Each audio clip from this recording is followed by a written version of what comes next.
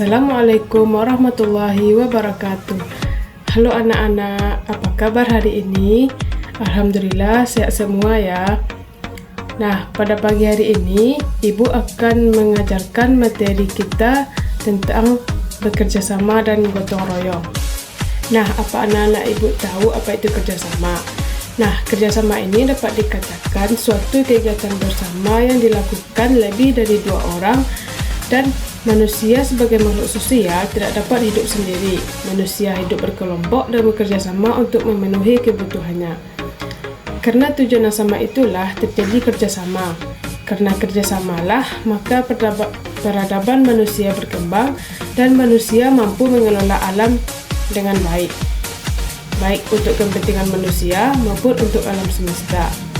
Nah, kerjasama ini terjadi ada tujuan bersama, tujuan yang tidak dapat dikerjakan sendiri, melainkan harus bersama-sama dengan orang lain. Seperti contohnya sebelumnya saat bangsa Indonesia membentuk negara. Hal ini tidak dapat dilakukan sendiri, melainkan harus bersama-sama. Nah, untuk membentuk negara, beberapa orang harus bekerja sama terlebih dahulu, seperti merumuskan dasar negara terlebih dahulu, lalu beberapa orang menyusun pemerintahan dan berbagai cara selanjutnya. Nah, yang kedua yaitu gotong royong. Gotong royong merupakan kegiatan bersama masyarakat di sebuah lingkungan. Nah, pada umumnya kegiatan tersebut merupakan kerja fisik berupa saling membantu untuk mendirikan rumah, mengerjakan pekerjaan pertanian dan pekerjaan hingga membangun sarana umum dan pekerjaan lainnya.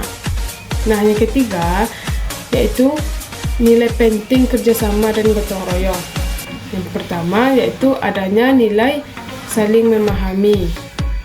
Kerjasama dan gotong royong akan mendorong untuk lebih memahami sesama dan tidak akan berjalan dengan baik jika kerjasama serta gotong royong tidak memahami satu sama lain.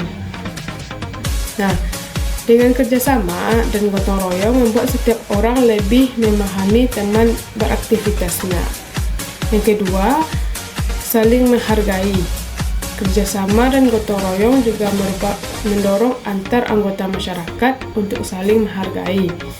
Di balik kekurangan masing-masing, setiap orang ternyata selalu memiliki kelebihan. Kerjasama dan gotong royong mengharuskan setiap orang lebih menghargai rekannya berkegiatan. Nah, yang ketiga yaitu nilai-nilai saling membantu. Nah, dalam bekerja sama dan gotong royong, semuanya harus saling membantu dan menolong antar sesama untuk mencapai tujuan bersama. Nah, yang keempat, saling mengatasi kekurangan.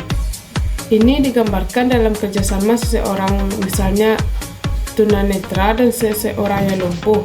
Yang tunanetra dapat menggendong yang lumpuh atau mendorongnya di kursi roda, sedangkan yang lumpuh dapat memberi petunjuk jalan dengan memberi aba-aba.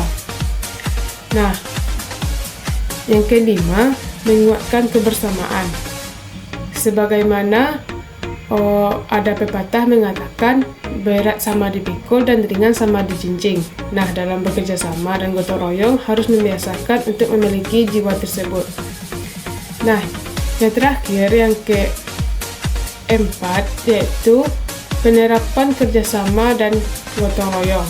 Yang pertama di lingkungan keluarga, contohnya membantu keluarga dalam menyelesaikan tugas rumah seperti menyapu halaman, menolong ibu memasak, dan yang lainnya. Yang kedua di lingkungan sekolah, seperti gotong royong membersihkan halaman dan taman sekolah dan sebagainya. Yang ketiga di lingkungan masyarakat, dalam kegiatan bekerja sama seperti kegiatan sosial, upacara keagamaan, serta menyangkut hari-hari besar lainnya, seperti yang gambar di papan tulis ini. Nah, yang keempat di lingkungan bangsa dan negara. Contohnya, ikut berpartisipasi dalam pemilihan presiden, pemilihan kepala daerah, hingga pemilihan lembaga legislatif. Nah, sampai di sini, apakah ada anak-anak ibu yang kurang mengerti atau kurang paham? Bisa ditanyakan. Nah, jika tidak ada, dapat kita simpulkan bahwa Kerjasama dan gotong royong merupakan nilai-nilai penting yang perlu dilestarikan dalam kehidupan bermasyarakat.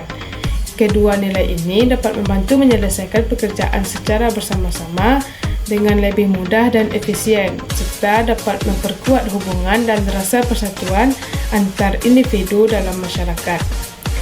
Nah, sekian materi kita hari ini. Semoga pelajaran hari ini memberikan inspirasi dan wawasan baru bagi anak-anak ibu semuanya.